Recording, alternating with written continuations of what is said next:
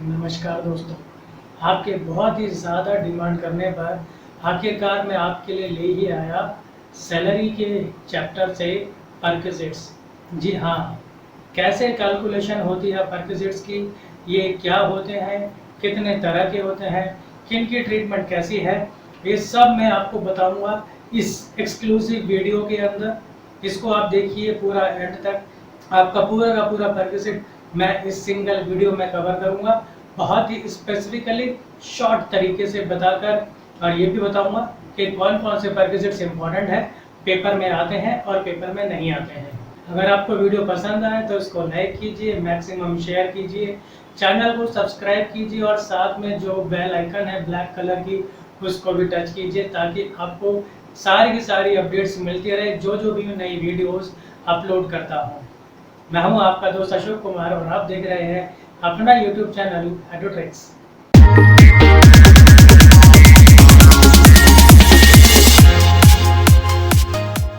तो सबसे पहले देखते हैं भाई आखिर ये परक्विजिट्स होते क्या है। ये सेक्शन 17 के अंदर बताया गया है परक्विजिट्स क्या होते हैं। तो जी परक्विजिट्स जो है वो किसी भी तरह का बेनिफिट है, किसी भी तरह की फैसिलिटी है, कोई किसी भी तरह की अमेनिटीज, कोई दी गई सुविधा जो कैश या काइंड दोनों में हो सकती है, मतलब मनी के फॉर्म में भी हो सकती है और नॉन मॉनेटरी फॉर्म में भी हो सकती है, जो एम्प्लॉयर से एम्प्लॉय को दी जाती है बिल्कुल फ्री ऑफ कॉस्ट या फिर कुछ कम रेट पर। इसके उदाहरण क्या हो सकते हैं, तो जैसे रहने के लिए घर दे दिया एम्प्लॉय को तो वो आपका हो गया रेंट फ्री अकोमोडेशन, या फिर बच्चों की पढ़ाई की सुविधा दे दी कि आप अपने बच्चों को पढ़ने के लिए भेजिए स्कूल में और आपको कोई पैसा नहीं देना है, उसका जो भी खर्चा आएगा वो कंपनी खुद बियर करेगी। तो ये हो गया आपके लिए चिल्ड्रन एजुकेशन फैसिलिटी। और किसी भी तरह का कोई ऑब्लिगेशन जो एम्प्लॉय को पे करना था उसकी जगह पर एम्प्लॉयर पे करता है, तो ये भी इसी में आएगा। कोई असेट है जो यूज करने के लिए दे दी है एम्प्लॉय को, या फिर वो कम रेट पर बेच दी है, ट्रांसफर कर दी है एम्प्लॉय को, तो भी वो इसी चैप्टर में आएगा, इसी टॉपिक में आएगा। और अगर कार दे रखी है इस्तेमाल करने के लिए तो वो भी एक पर्क है, एक परक्विजिट है। इस तरह के बहुत सारे हैं, इनको देखते हैं हम एक एक करके। आइए चले देखते हैं दोस्तों। शुरू करने से पहले मैं यहाँ पर एक पहले बहुत बड़ा डाउट क्लियर कर दूँ। बच्चे सबसे पहले तो क्वेश्चन में समझ ही नहीं पाते कि भाई ये अलाउंस है या फिर परक्विजिट है। अगर आप अलाउंस का पूरा कॉन्सेप्ट समझना चाहते हैं तो उसके लिए आप मेरी दूसरी वीडियो दे सकते हैं, लिंक मैं आपको यहाँ पर दे देता हूँ। तो अलाउंस का थोड़ा सा रेफरेंस मैं याद दूंगा ताकि आप बिल्कुल क्लियरली उसको समझ सकें कि भाई क्या अलाउंस है और क्या परक्विजिट है। अगर आप इसको समझ ही नहीं पाते कि ये अलाउंस है या फिर परक्विजिट है तो आप क्वेश्चन क्या खाक करेंगे। तो देखते हैं जी सबसे पहले कि अलाउंस क्या होता है। अलाउंस होता है अगर बेसिक सैलरी के अलावा एम्प्लॉय को किसी भी तरह का कोई मॉनेटरी बेनिफिट दिया गया मनी की फॉर्म में। जी हाँ, ये इसका मेन एलिमेंट है। अगर मनी की फॉर्म में उसको कोई बेनिफिट दिया जाता है तो वो आपका अलाउंस होता है। फॉर एग्जांपल कि उसको जैसे हर महीने पैसे दे रहे हैं, फॉर एग्जांपल 10,000 रुपये उसको महीना दे रहे हैं, किस लिए कि भाई तुम अपने रहने का इंतज़ाम कर लो, या फिर हर महीने उसके बच्चों की पढ़ाई के लिए उसको पैसा दिया जा रहा है 2,000-3,000 रुपये महीना कि ये लो भाई पैसे, और अपने लिए बच्चों के पढ़ाई के लिए आप पढ़ाई का इंतज़ाम कर लो। इसी तरीके से अगर उसको हर महीने पैसे दिए जा रहे हैं, भाई ये लो पैसे और अपना और अपनी फैमिली का तुम इलाज करा सकते हो जहाँ तुम कराना चाहो। तो देखिए इन सारे केसेस में एम्प्लॉयर जो है, कंपनी जो है वो एम्प्लॉय को पैसे दे रही है। तो ये जो बनेंगे सारे के सारे अलाउंसेस बनेंगे। यहाँ पर टैक्सेबल पार्ट कैसे कैलकुलेट होता है, बड़ी कॉमन सा इसका तरीका है। Taxable equals to whatever is received by the employ means actual received minus exempted. जो अगर कुछ एग्जम्प्ट होता है रूल्स के अकॉर्डिंग तो वो हम माइनस कर देते हैं, तो वो बन जाता है, बचा जो बचता है वो कहलाता है हमारा टैक्सेबल पार्ट ऑफ अलाउंस। अब देखते हैं जी कि ये आपके परक्विजिट्स क्या होते हैं। यहाँ पर मॉनेटरी और नॉन मॉनेटरी दोनों तरह की फैसिलिटीज, दोनों तरह के बेनिफिट्स यहाँ पर आते हैं। अगर मैं बहुत मोटे तौर पर इन दोनों को अलग अलग कर दूं तो अगर किसी भी चीज़ के लिए पैसा दिया गया तो वो होगा अलाउंस, और अगर वो चीज़, वो फैसिलिटी वो डायरेक्ट अगर दे दी जाती है एम्प्लॉय को तो वो कहलाती है फैसिलिटी, वो कहलाता है परक्विजिट। इसको मैं अगर एक एग्जांपल के साथ अगर मैं इसको आपको समझाने की कोशिश करूं, तो जैसे आप अपने पापा से मांगते हैं, पापा पैसे दो किताब लानी है, पापा पैसे दे देते हैं। फिर अगली बार दूसरी, तीसरी, चौथी, 8वीं, 10वीं बार पापा पैसे दो किताब लानी है, पापा आपको पैसे दे देते हैं, आप किताब ले आते हैं। तो देखिए आपको जो पैसे मिल रहे हैं, आप ये समझ लीजिए ये आपको किताब के लिए पैसे मिल रहे हैं, ये है आपका अलाउंस। अब अगर कुछ दिनों के बाद पापा ये देखते हैं कि भाई हर रोज किताब आ रही है, लेकिन रूम के अंदर कोई किताब दिख नहीं रही, बैग में भी कोई किताब दिख नहीं रही, मतलब पैसे तो लिए जा रहे हैं लेकिन किताब आ नहीं रही, मतलब आप जो है वो कुछ चालूपंती कर रहे हैं अपने पापा के साथ। तो अगली बार जब आप पापा से पैसे मांगते हैं तो आपके पापा कहते हैं बेटा बताओ कौन सी किताब लानी है, आप किताब का नाम लिखकर दे दीजिए, मैं आपको वो किताब लाकर दे देता हूँ। तो अब आप किताब का नाम बता देते हैं पापा को और पापा वो किताब लाकर आपको दे देते हैं। तो इस बार पापा ने आपको पैसे नहीं दिए, पापा ने आपको डायरेक्ट वो किताब दे दी। तो पहले जो पापा आपको पैसे दे रहे थे वो थे अलाउंसेस, और अब पापा ने आपको डायरेक्ट फैसिलिटी दे दी किताब की, डायरेक्ट जो आपको चाहिए था किताब वही लाकर दे दी। तो ये हो गया आपका परक्विजिट। अब इसको अगर हम कंपैरिजन के तौर पर देखें आपके अलाउंस के साथ, तो आप देख लीजिए। तो जैसे कंपनी पहले हाउस रेंट अलाउंस के नाम पर पैसे दे रही थी कि ये लो पैसे और अपने लिए घर का इंतजाम कर लो, अब यहाँ पर कंपनी डायरेक्ट घर ही दे देती है, जिसको बोलते हैं रेंट फ्री अकोमोडेशन, यानी रहने की जगह दे दी, बात खत्म। इसी तरह से कंपनी पहले बच्चों की पढ़ाई के लिए पैसे दे रही थी, भाई ये लो पैसे और अपने बच्चों को पढ़ा लो। अब क्या बोला कंपनी ने कि वो भला भला स्कूल है और वो कंपनी का ही स्कूल है या फिर कंपनी ने हायर किया हुआ है, आप अपने बच्चों को वहाँ पर भेजो और पढ़ाओ, आपको कोई पैसा नहीं देना, कंपनी भी आपको कोई इसके लिए पैसा नहीं देगी, बस आप बच्चों को जाके पढ़ाओ और उसकी जितनी भी फीस है वो सारी की सारी आपके लिए माफ़ है। देखिए यहाँ पर पैसे नहीं दिए, डायरेक्ट सर्विस दे दी, फैसिलिटी दे दी। इसी तरह से पहले मेडिकल अलाउंस के फॉर्म में पैसे दिए जा रहे थे कि ये लो पैसे और अपनी फैमिली का इलाज करा लो। अब क्या बोला कि भाई ये फला फला हॉस्पिटल है, आप वहाँ पर जाओ और अपना और अपनी फैमिली का इलाज कराओ, आपको कोई पैसा हॉस्पिटल में नहीं देना। तो देखिए बिल्कुल वही चीज़ है, सेम फैसिलिटीज़ हैं। अलाउंस में उनके लिए दिए जाते हैं पैसे और परक्विजिट्स में सेम वो फैसिलिटी, वो सर्विस ही डायरेक्ट दे दी जाती है। और यहाँ पर अगर कुछ टैक्सेबल पार्ट कैलकुलेट करना है तो यहाँ पर एक्चुअल रिसीव्ड माइनस एग्जम्प्टेड नहीं चलता। यहाँ पर जो रूल्स हैं उस रूल्स के मुताबिक आप जो भी कैलकुलेट करेंगे पहली बार में ही जो अमाउंट आ जाता है वो होता है direct value of perk, value of perquisite, वही है सीधा सीधा taxable amount. Until and unless employ से कुछ चार्ज ना किया गया हो। अगर एम्प्लॉय से कुछ चार्ज किया गया है तो वो पूरे सैलरी में हमेशा माइनस होता है। लीजिए अब मैंने आपके जितने भी परक्विजिट्स हैं आपकी सहूलियत के लिए 3 हिस्सों में बांट दिए और आपके सामने एक एक करके सारे यहाँ पर लाइन वाइज रख दिए हैं। 3 मेन कैटेगरी है, बिल्कुल टैक्स फ्री परक्विजिट्स, जिसमें आपके ये 13 तरह के परक्विजिट्स आते हैं। आप नाम पढ़ कर ही समझ सकते हैं कि ये इनका क्या मतलब है। बस जो पहला मेडिकल फैसिलिटी है वो थोड़ा सा हमको नियम देखने पड़ेंगे, सिर्फ कैटेगरी वाइज चल रहा हूँ इसलिए मुझे इसे टैक्स फ्री परक्विजिट्स में रखना पड़ा है। एक्चुअली बस इसका एक छोटा सा पार्ट ही है जो टैक्सेबल होता है, वो मैं अभी आपको बता दूंगा। फिर आपके टैक्सेबल हैं जो सभी के लिए टैक्सेबल परक्विजिट्स हैं, ये आपके 10 यहाँ पर मैंने लिखे हुए हैं, इन सबको हम एक एक करके कैलकुलेशन इनकी देखेंगे।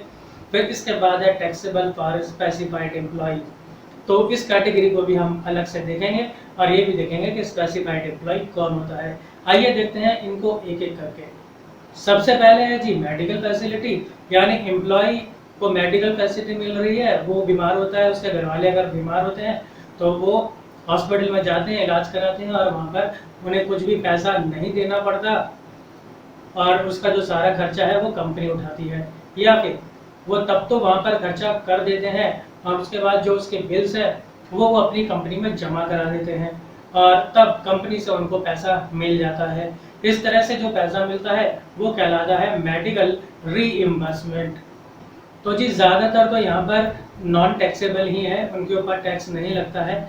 जैसे ये जो भी हॉस्पिटल है, अगर वो कंपनी का खुद का है और ये जो इलाज कराया है वो गवर्नमेंट हॉस्पिटल में कराया है या फिर अगर किसी प्राइवेट हॉस्पिटल में भी कराया है, तो वो सरकार के द्वारा ही रेकमेंड करा गया है और गवर्नमेंट एम्प्लॉयज़ के लिए ये फैसिलिटी है। अब इसके अलावा अगर ये इलाज किया जा रहा है इंडिया से बाहर, अगर इंडिया से बाहर जा रहे हैं तो भाई थोड़े से नियम आपको पढ़ने पड़ेंगे। तो इन सब के अंदर ये बात कॉमन सी है कि जितना भी खर्चा आएगा तो उसके अंदर से पर्टिकुलर अमाउंट माइनस होगा और वो जो अमाउंट है उसे कैलकुलेशन में इन्वॉल्वमेंट होगा आरबीआई का। आरबीआई अलाउ करेगा कि भाई कितना हम एक्सक्लूड कर सकते हैं, कितना हम माइनस कर सकते हैं। तो ये थोड़ा सा पढ़ने वाला पॉइंट्स है, आप इसको पढ़ लेना। जो मेन बात थी मैंने बता दी, मैं आगे चलता हूँ। हाँ जी, यहाँ से शुरू होते हैं आपके टैक्सेबल फॉर ऑल परक्विजिट्स। इसमें सबसे पहला आता है रेंट फ्री अकोमोडेशन, सबसे ज़्यादा इम्पोर्टेंट है ये। आप ये मान लीजिए आपके पेपर में एचआरए या फिर आरएफए, इन दोनों में से कोई एक तो आएगा ही आएगा। तो अगर आरएफए का पॉइंट आता है तो आपको क्या है, बहुत आसान है, डरने की ज़रूरत नहीं है। सबसे पहले ये देखिए कि वो गवर्नमेंट एम्प्लॉई है या फिर नॉन गवर्नमेंट एम्प्लॉई है। अगर वो गवर्नमेंट एम्प्लॉई है तो जी जो भी लाइसेंस फी होगी वो उस पर की वैल्यू बन जाएगी। और गवर्नमेंट एम्प्लॉय क्वेश्चन तो आपको आएगा ही नहीं, क्योंकि उसमें कुछ कैलकुलेशन करने को बचते ही नहीं है। तो जो क्वेश्चन जब भी आएगा आपका 99.99% तो वो प्राइवेट एम्प्लॉय का ही आएगा। तो नॉन गवर्नमेंट एम्प्लॉय के अंदर आप ये देखिए कि जो अकोमोडेशन है, जो रहने की जगह दी गई है, क्या वो मालिक की खुद की है और या फिर मालिक ने उसे किराए पर लेकर एम्प्लॉय को दिया है। तो अगर मालिक ने उसे किराए पर लेकर एम्प्लॉय को दिया है तो 15% ऑफ सैलरी और रेंट जो भी है, इन दोनों में से जो भी कम आएगा वो बनेगा वैल्यू ऑफ वर्क। दूसरी साइड अगर ये जो रहने की जगह दी है ये मालिक की खुद की है तो फिर पॉपुलेशन वाइज ये कैलकुलेट होता है। अगर उस जगह की, उस सिटी की पॉपुलेशन, जो कि आपको क्वेश्चन में सिटी का नाम ज़रूर दिया होगा, ये आप याद रखिए, जितनी भी सिटीज़ हैं उन सब की पॉपुलेशन तो 25 लाख से ऊपर है ही। तो अगर पॉपुलेशन 10 लाख तक की है तो 7.5% ऑफ सैलरी, अगर 10 लाख से 25 लाख के बीच की है तो 10% ऑफ सैलरी, और अगर 25 लाख से ऊपर है पॉपुलेशन तो 15% ऑफ सैलरी, सिर्फ इतना ही है। अब ये जो रेंट फ्री अकोमोडेशन है तो इसकी कैलकुलेशन में कुछ आपको बातें ध्यान में रखनी पड़ेगी, कुछ बातें बहुत ही इम्पॉर्टेंट है। जैसे कि अभी तक हमने जो कैलकुलेशन की है दोस्तों, वो कैलकुलेशन है कि जब घर अनफर्निश्ड है, मतलब घर के अंदर फर्नीचर नहीं है, सिर्फ खाली जगह रहने की दी गई है। उसके अलावा आप अपना furniture, sofa set, TV, fridge, AC, kitchen का सामान, ये सब चीज़ें आप अपने आप खुद लेकर आइए, तो ये है अनफर्निश्ड। लेकिन अगर क्वेश्चन में आरएफए दिया है फर्निश्ड, तो दोस्तों साथ में फर्नीचर की वैल्यू भी ज़रूर होगी, मतलब घर के अंदर फर्नीचर पहले से ही है, मतलब बिल्कुल रेडी टू शिफ्ट। आप बस आइए अपने कपड़े लेकर, पहनने के कपड़े लेकर और अपना रहने शुरू कीजिए। तो अगर ऐसा है, अगर फर्निश्ड हाउस दिया गया है रहने के लिए, तो कैलकुलेशन तो आप पहले वैसे ही कीजिए जैसे आपको पिछली स्लाइड पर बताया है, उसको अनफर्निश्ड मानते हुए। फिर जो भी आपका उससे कैलकुलेशन बना, जो भी कुछ आंसर बना, आप उसमें फर्नीचर की वैल्यू का 10% ऐड कर दीजिए। जी, फर्नीचर की वैल्यू आपको क्वेश्चन में ज़रूर दी होगी, आप सिर्फ उसका 10% उस पहले वाले आंसर में ऐड कर दीजिए। दूसरी बात कि अगर एम्प्लॉय से कुछ भी चार्ज किया गया है तो वो इस अमाउंट से, इस टोटल अमाउंट से माइनस हो जाएगा, क्योंकि जो एम्प्लॉय से चार्ज कर लिया तो इससे तो उसका बेनिफिट कम हो गया।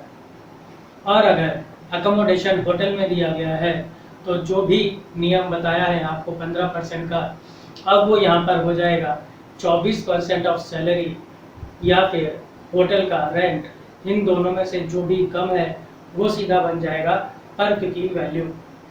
अब जो मैं यहाँ बार बार बोल रहा हूँ 7.5%, 10%, 15%, 24% ऑफ सैलरी, तो भाई यहाँ पर सैलरी का क्या मतलब है?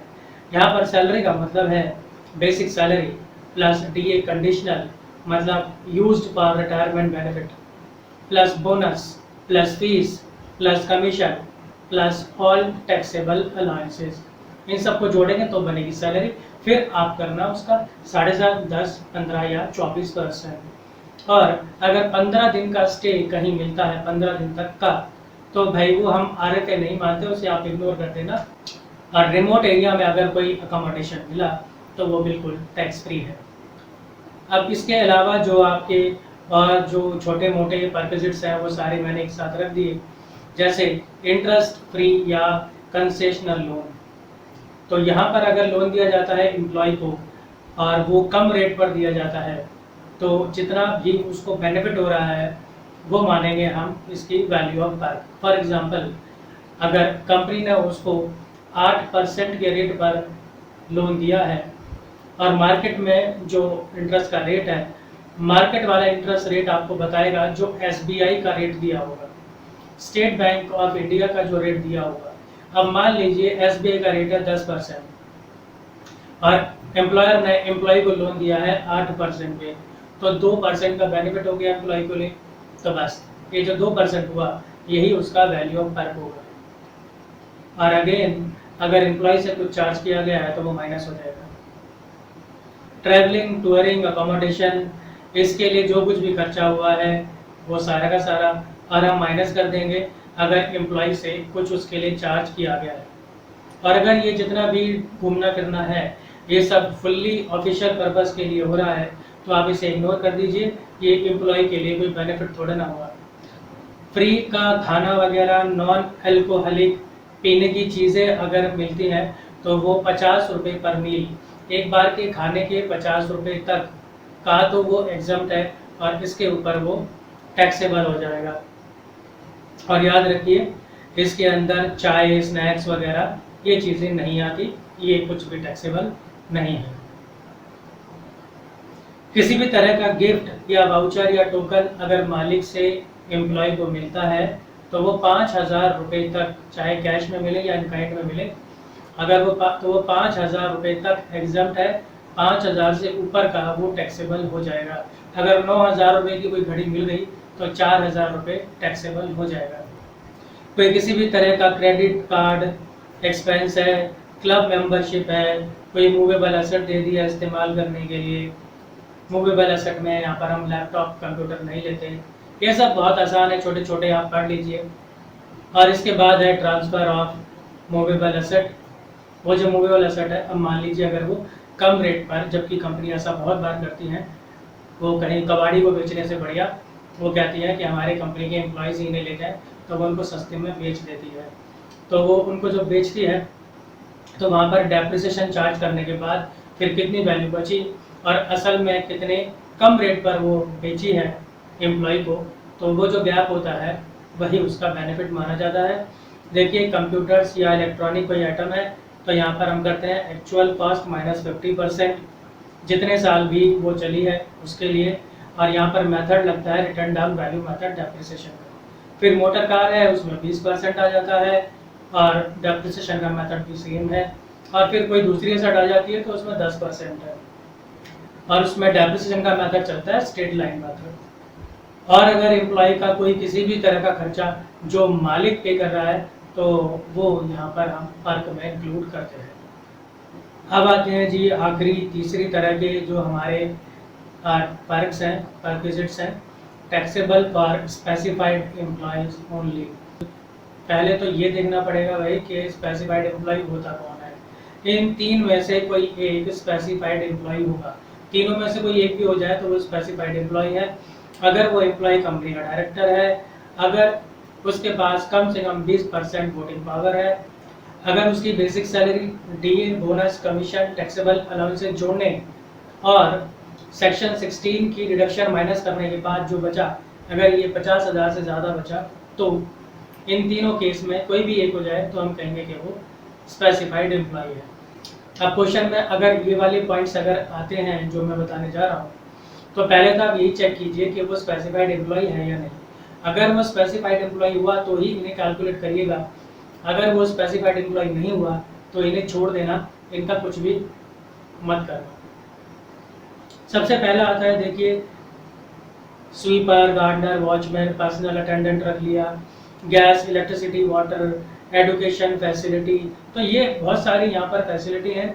ज़्यादातर तो बस ऐसे ही है कि जितना भी खर्चा इन पर मालिक को करना पड़ रहा है वो और माइनस कर दीजिए अगर एम्प्लॉय से कुछ भी चार्ज किया गया है तो। जो लिमिट वाइज है तो आप वो एडुकेशन फैसिलिटी है, ये है cost of the employer minus 1000 पर चाइल्ड। एक बच्चे का 1000 रुपये का है यहाँ पर मंथ, तो ये आप देख लीजिए, ये आपको याद होना चाहिए।